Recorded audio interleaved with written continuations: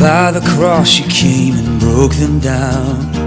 You broke them down. At the Apostolic Faith Church, we have multiple members that volunteer their time. Some of the members are leaders in their church, and we will be interviewing one of them. Her name is Jill Barros, and she is my aunt and also my Sunday school teacher. Hello, Jill. Thank you for taking the time.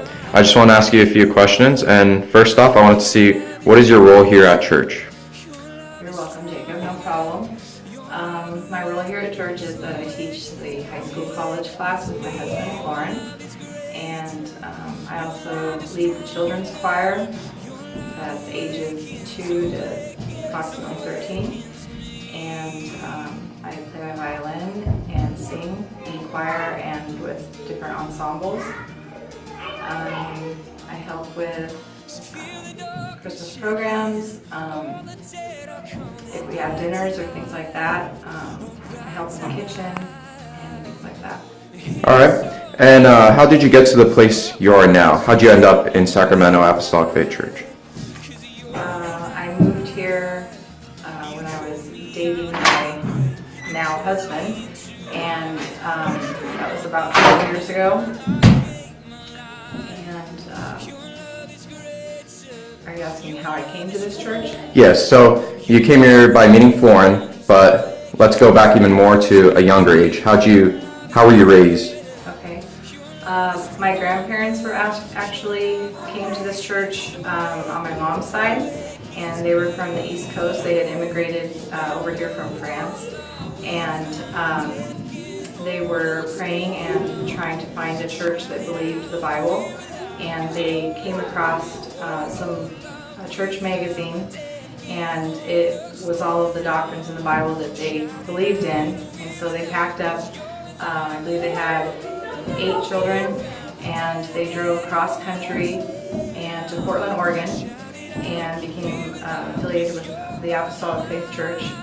And my mom was raised, her father was raised in that home, and then she was raised in the Apostolic Faith Church, and met my dad, and my grandparents were also part of the Apostolic Faith Church.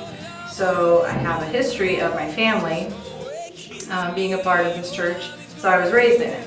And I was born and raised in Grants Pass, Oregon, and when I was 14 years old, the Lord was talking to my heart and asked me why I was coming to church, if it was just because of my family or if it was for Him.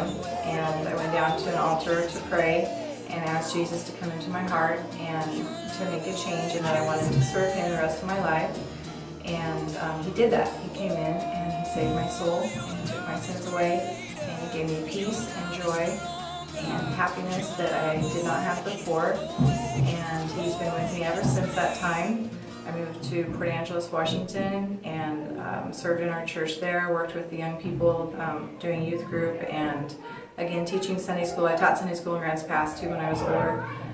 So I've taught ages like from 2nd grade all the way through college. We've done fundraisers. We did Operation Christmas Child, where we raised money and went and purchased stuff for the gift boxes, and then volunteered at the donation site. We volunteered at Feed My Starving Children, where we go and pack meals for kids who live in third world countries, and they're affiliated with a Christian organization. All right, and all these things, do you do these do you feel it is like a chore, or is this something that you really want to do, and it's something that no one is forcing upon you? It's not a chore, it's my life. It's what I love to do. It's where I find fulfillment. Mm-hmm. All right. Thank you very much, and thank you for clarifying some of the points that people may not know.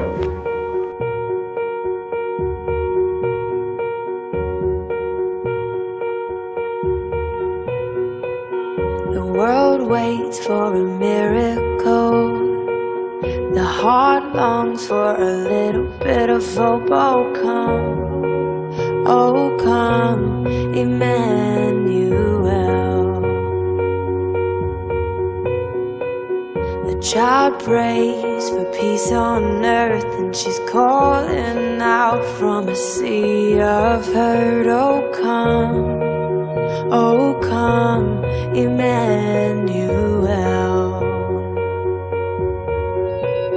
And can you hear the angels